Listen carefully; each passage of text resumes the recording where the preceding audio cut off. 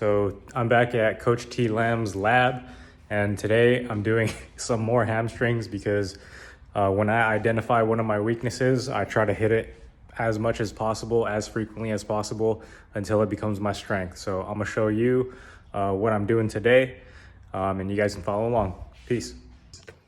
All right, guys, I'm gonna take you through what's going on in my head as we're working on this hamstring. The first thing that we're gonna do here is an eccentric version of a hamstring curl, right? So if you've seen a hamstring machine at the gym, you curl your legs back, but the band is this time pulling your leg, and you're just focusing on controlling the leg on the way out, right? So that's the eccentric portion. Concentric is you're pulling here, and then eccentric is you're releasing, right? So I'm learning how to release the hamstring. It's always been a big problem area for me. So I'm taking you guys through the whole journey of me getting it to be the strongest portion of my body. You can tell it's pretty difficult. I had a hard time with my calf because I've always had huge overactive calves, underactive hamstrings. And so even while I'm doing this, my calves are really trying to work through that motion, and I got through a lot of it by going into some plantar flexion. And I did 4 sets of 20 on each side, and it felt good.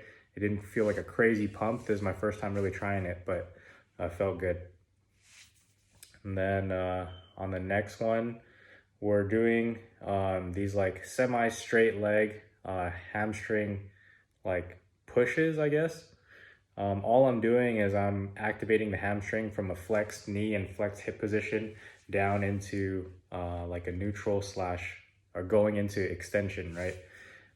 It's a little bit hard to tell in this sped up video, but as the knee comes up, it's going into slight external rotation, and then as the knee comes down, the femur is going into internal rotation. So those of you who have worked with me, you guys hear me say that all the time. Like when it comes into flexion, it goes into external, and when it comes into extension, it goes into internal, and you can see that here.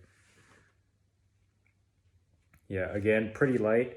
The first time I'm trying these exercises, I'm not worried about, building a ton of pump. I just want to get good activation and good control first. This is a variation of the exercise that we call weed pullers, right? You're doing pretty much a Romanian deadlift, but you just add a little bit of a twist to it, like moving your right shoulder to your left knee. But it's the same thing as a Romanian deadlift. You keep your feet close together. You could even have them pointed towards a pizza slice is what we call it. So your big toes will be touching, and it'll point an arrow forward. It's a little hard to see from this angle, but I'll move around and I'll show you. But again, you always want to integrate after you do some isolation work, right? So in these first couple phases, we're just getting as much activation and control out of the hamstring as possible. And again, we got to remember what's in the long run is to make you a stronger, faster, better runner / jumper. And it's all going to go back to the gait cycle, right?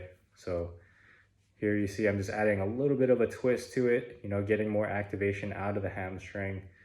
And it feels really good across my back. I actually feel a decompression in my back when I do this.